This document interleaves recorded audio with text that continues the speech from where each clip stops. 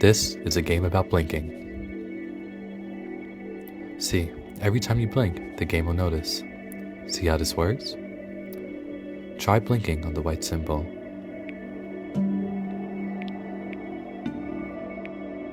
When you see a metronome and blink, you'll jump forward.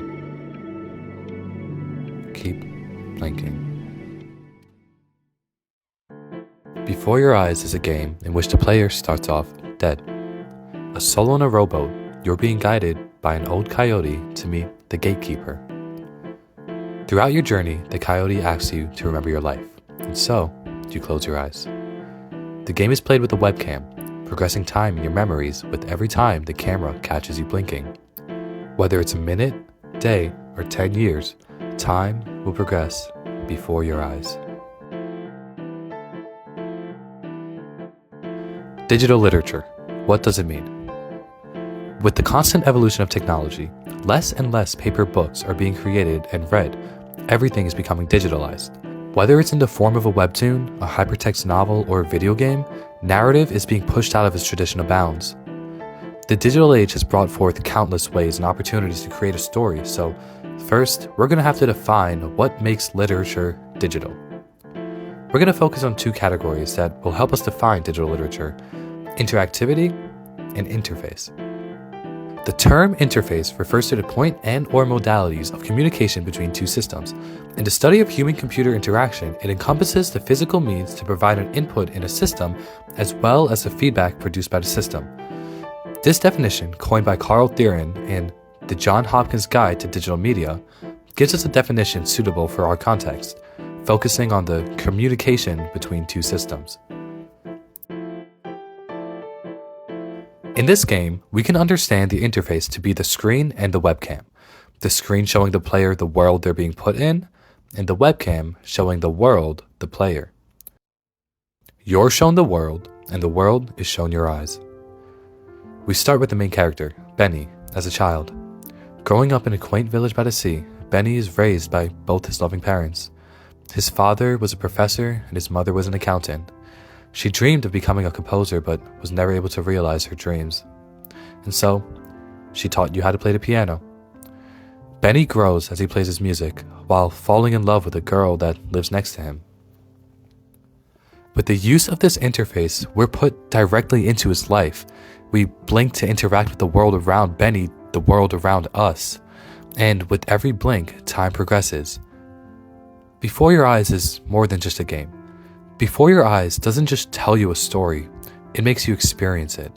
Your eyes are Benny's eyes. You're the one who fails the audition, missing out on the chance to be accepted into a prestigious music school. You're the one who gets sick and learns how to paint. And you're the one who becomes an internationally renowned artist. It's then that we learn that you're also the one who lied to the ferryman. As the gates to judgment open, the ferryman accuses you of fabricating your story. You've lied about something and your life didn't really go the way you wanted it to. And so, once more, he tells you to close your eyes and remember. We're presented this game in two chapters, per se. The first being everything up until this point, including the lies, and the second being your true story. Before we get to that though, let's look again at the second aspect of digital literature, interactivity. According to Tom Lever's keyword for media studies, interactivity is inescapably in the DNA of participatory culture. What Lever is trying to say here is that interactivity is the aspect of being able to participate, to influence the story. This can be seen in video games through the option to fight NPCs, to take or leave an item behind, or any choice that the player can make that influences the direction of the game itself. Now, how is this seen in Before Your Eyes? We can go with the simple option and talk about how the use of the webcam allows the player to interact with the world. However, does that influence the story? The first time you played a game, you may think there was only one linear path. However, after playing it again, you might notice that that wasn't exactly the case. While blinking influences your actions, sometimes blinking influences the story itself.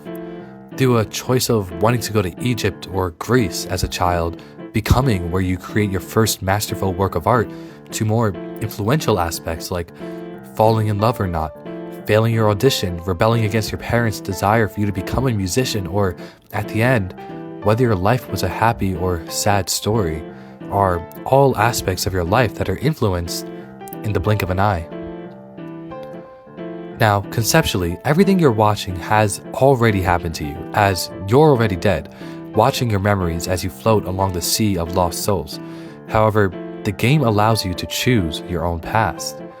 Everything has happened already, except for the lies. You go back one more time. You're Benny, the sick child, and your mother gives you a typewriter. She tells you to write a story, and so you write one. The Great Life of Benjamin Byrne. In the story, you write about your loving home, the quaint village by the sea, and your parents. You write about not being sick anymore, about learning how to paint, and about becoming an internationally renowned artist. You write what you want to be true, the lies, hopes, and the desires. You write about falling in love with your neighbor when you're older. But in reality, you're just a child, sick, stuck in bed. You blink. Time passes once more, and your condition only gets worse. Your mother becomes depressed, and your family starts to fall apart as you find out that you're going to die in less than a year. You're going to die, and there's nothing you can do to get better. And so you write. You write about how much you hate your life, about the things you couldn't do, the life you couldn't live. Then, the game gives you a choice. Was your life a sad one? Or was it a happy one? You, the player, are allowed to choose. Despite the fact that your choice cannot ever change your life, it can't make a difference and it can't save you. But it can change the story. People say that your outlook on life means everything, and it's this point of the game that the interaction offered to the player sets the tone of the story. Will you remember this as a sad, depressing story? Or one filled with beauty? Will you take away the hopelessness that you felt, knowing that you were damned to death? Or will you remember all of the love that you experienced in your life? Your choice changes nothing and everything at the same time. You are in control of your life, and you are allowed to remember it however you want. Don't be sad that it's gone. Be happy that it happened. Your choice matters, as do all of them. Every choice you make, every time you blink, every person you meet will irreversibly change your life, and with every new place you find yourself in, it's up to you to experience it. Don't let life slip by. Don't let the days become mundane. Play the piano, talk to your neighbor, become an artist. Crumple up the sheet of music that would have made you great, because it's up to you. It's your choice. Your life is yours, so live your life. Time slips by, and without you noticing, your life will pass before your eyes.